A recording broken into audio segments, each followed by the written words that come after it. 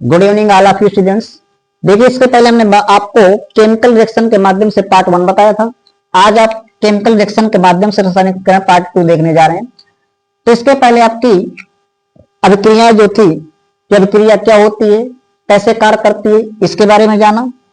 इसके बाद संयोजन अभिक्रिया, अपघटन अभिक्रिया, ये समझा। तो संयोजन अभिक्रिया में क्या होता था कि बहुत सारे पदार्थ या तत्व मिलकर के क्या करते थे, एक नए उत्पाद का निर्माण करते थे।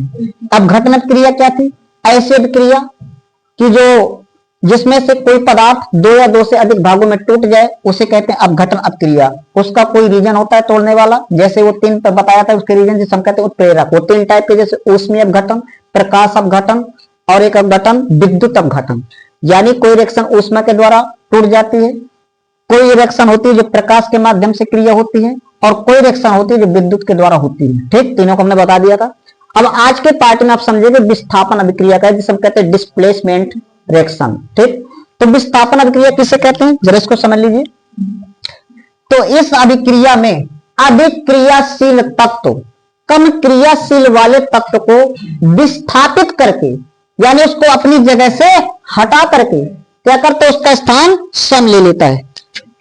ठीक है, जैसे मान लीजिए एक हमारे पास ये है, ठीक, प्रकाश बाबू है ये, ठीक है, क्या ये है, और एक हमारे पास इसको बना रहा हूं, ठीक है, मोहित बालक को ले लें। चलिए, ये हमारे पास हुए, ठीक है, ये प्रकाश हो गया, ठीक है, ये मोहित हो गया, ठीक है।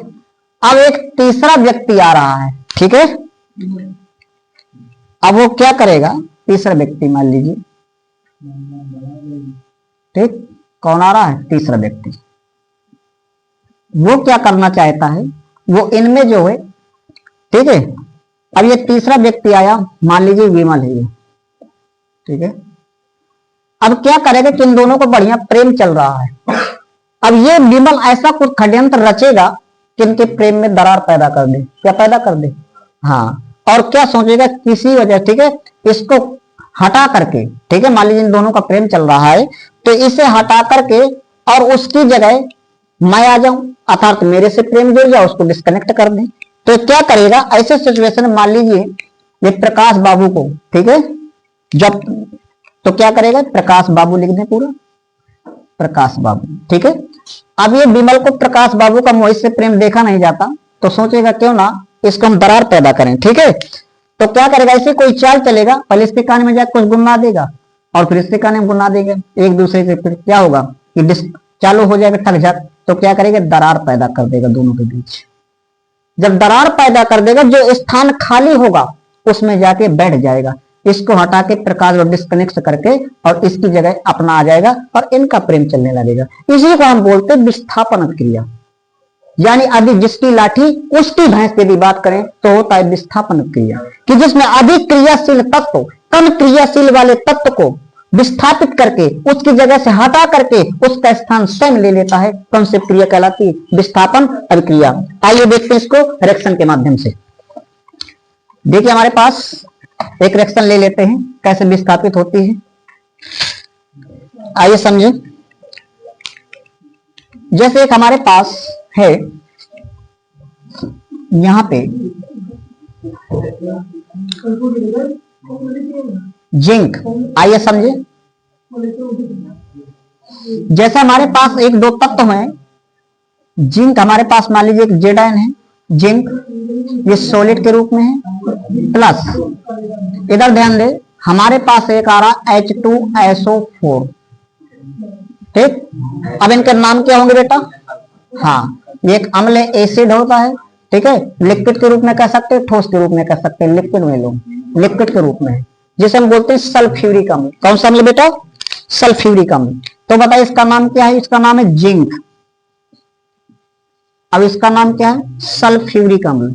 सल्फ्यूरिक अम्ल कहो या हाइड्रोजन सल्फेट कहो, सल्फ्यूरिक अम्ल क्या कहेंगे, सल्फ्यूरिक अम्ल। तो हमारी जो रिएक्शन बनेगी, देखिए अब क्या करेगा कि जिंक जो है अधिक क्रियाशील होता है हाइड्रोजन से, क्या होता है, जिंक अधिक क्रियाशील होता है हाइड्रोजन से। तो क्या करेगा, यह जो जिंक ना इस हाइड्रोजन को यहां से विस्थापित करके भगा करके, ठीक है, क्योंकि SO4 के साथ इसका प्रेम देखा नहीं जाता। ये कहेगा क्यों ना यार मैं SO4 से जुड़ जाऊं, तो इसको यहां से डिस्प्लेसमेंट करके हटा करके विस्थापित करके स्वयं उसका स्थान ले लेगा और इस प्रकार ये बना देगा जिंक सल्फेट।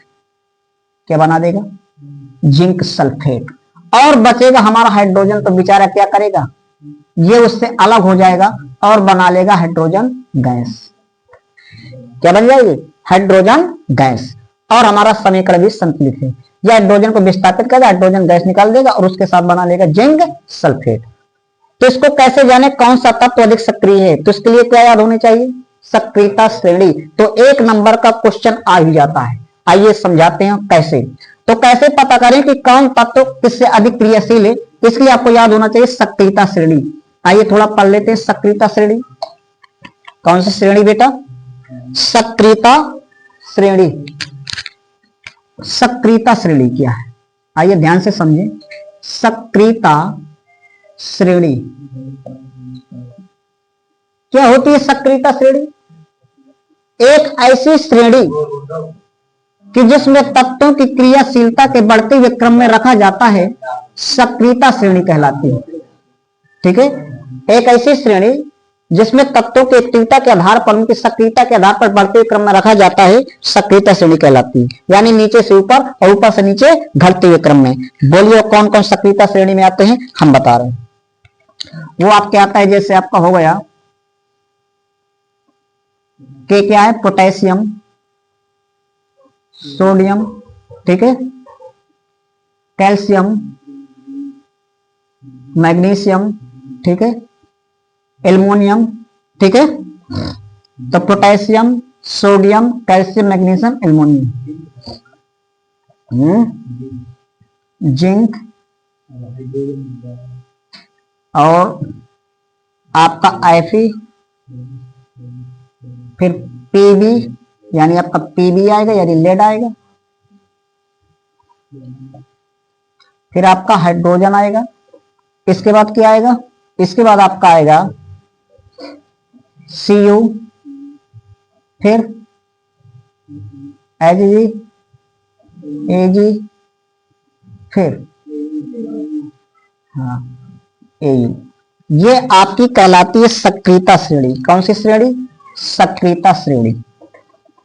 ठीक, ये घटते हुए क्रम में है। कैसे क्रम में है, ये घटते हुए क्रम में। ठीक, यानी कहने का मतलब, अब मैं आपसे पूछूं कि हमारे पास एक है, अब देखें इसका मतलब क्या है कि ये सबसे अधिक क्रियाशील तत्व है, उससे कम क्रियाशील सोडियम है, उससे कम क्रियाशील कैल्शियम है, उससे कम क्रियाशील मैग्नीशियम है, उससे कम एल्युमिनियम। तो अगर आपके विकल्प में दे देता है, जैसे वो क्वेश्चन कर दे कि बताइए पोटेशियम और सोडियम, ठीक है, और कैल्शियम और मैग्नीशियम में कौन अधिक क्रियाशील तत्व है, तो क्या बताएंगे, तो आप बताएंगे पोटेशियम। अगर वो पोटेशियम को हटा के यहाँ पे एल्युमिनियम कर दे तो कौन अधिकशील होगा, सोडियम हो जाएगा। सोडियम को हटा के यहाँ पे जिंक कर दे तो कौन अधिकशील होगा, एल्युमिनियम होगा, कैल्शियम होगा। कैल्शियम को हटा के वो कर दिया, मान लीजिए यहाँ पे जिंक हो गया, आपका Fe कर दिया, तो कौन अधिक क्रियाशील होगा, मैग्नीशियम, ये होगा। यानी इसी में रहना है। ठीक है, अगर विकल्प देता है यहां से कैल्शियम, मैग्नीशियम, एल्युमिनियम, जिंक, तो अधिक क्रियाशील होगा कैल्शियम। विकल्प यहां से दे रहा मैग्नीशियम, एल्युमिनियम, जिंक, आयरन, तो आपका में होगा मैग्नीशियम, उससे अधिक क्रियाशील, उसी में छाटना है। तो इसको याद कैसे करते, याद करने का तरीका पता है, मैंने बताया था, नहीं बताया अभी, बताया होगा जरूर, बताया था। चलिए हम फिर एक बार याद कराते हैं। देखो इधर सक्रियता श्रेणी याद करने की ट्रिक, जो पुराने लोग होते हैं वो ज्यादातर क्या पसंद करते हैं, हमारे काका, नाना, दादा, दादी, काकी, ये सब जो पुराने बुजुर्ग होते हैं, ये भरता घोर करके खाना पसंद करते हैं खाने में अपने। ठीक है, जैसे इन्हें भूंजो भाटा मिल जाए तो फिर आनंद आ जाएगा, आलू भूंज के खा लो बोर लग जाएगा। ठीक है, जो नए लोग होते हैं वो फैशन में ज्यादा जीते हैं, पुराने लोग होते हैं सादा भोजन। ठीक है, सिंपल लिविंग, हाई थिंकिंग। तो हमारे पास एक तो था, यहाँ पे एक काका है, तो हम यहाँ से एक ट्रिक देंगे यहाँ तक की कि काका, नाना, काकी के फॉर काका, N A for Nana, C A for काकी। तो काका नाना काकी मांगे आलू, ये सब क्या मांग रहे हैं? आलू। कि काका नाना काकी मांगे आलू। एक लड़की का नाम है जरीना, क्या नाम है लड़की का? ये जहां। तो यहां से ट्रिक हो कि जरीना फैशन वाली पब्लिक है। जरीना से कहा जा रहा है कैसी पब्लिक है? जनता, फैशन वाली। तो जरीना फैशन वाली पब्लिक है। तो जरीना ZNFE H। और यहां याद कर लेना है कि कब होगी आगे ऑटो। क्या याद कर लेना है? कि कब होगी आगे ऑटो, यानी CUHG और E। इस प्रकार आपको ये याद कर लेना। ये पेपर में आ जाता है, कहीं से भी दे देगा कौन अधिक सक्रिय तत्व हो। अब बस इसी में आपकी बन जाती है रिएक्शन। अब यदि कहे कि अगर कैल्शियम रिएक्शन करे, समझो अब, अगर कैल्शियम रिएक्शन करे हमारा किससे? मैग्नीशियम सल्फेट से। किससे रिएक्शन करे बेटा? कैल्शियम रिएक्शन करे मैग्नीशियम सल्फेट से, तो हमारा क्या बनेगा? बताओ जल्दी से।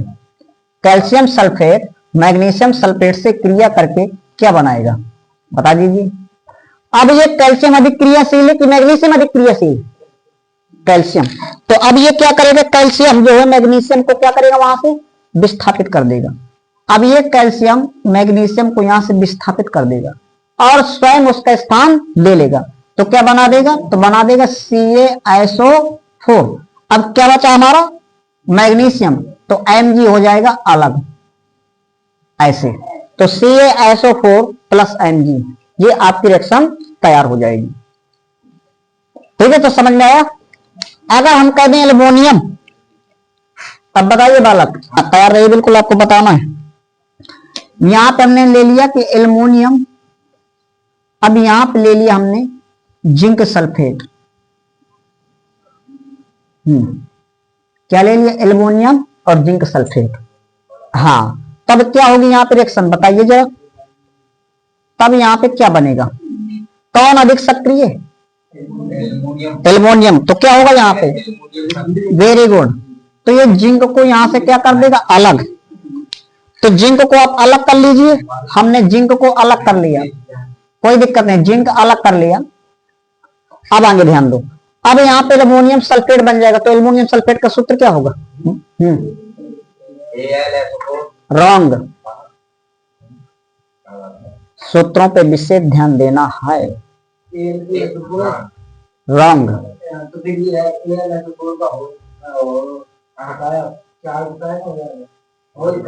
Whole thrice. अब सही, वैलेंसी को विशेष ध्यान देना है।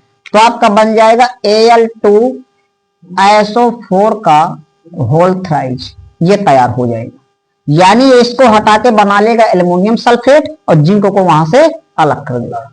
तो इसी को कहते हैं विस्थापन अभिक्रिया, डिस्प्लेसमेंट रिएक्शन। तो समझ में आया? तो आपको इस सारणी याद कर लेना है, ठीक है। और इसी आधार पे कोई भी रिएक्शन, अब ये दो टाइप के होते हैं, तो एकल विस्थापन और एक होता है द्विविस्थापन। तो द्विविस्थापन कल रखते हैं ताकि वीडियो लंबी ना हो जाए। तो आज तक के लिए इतना ही, फिर नेक्स्ट पार्ट में अगला होगा। तो thanks for watching this video.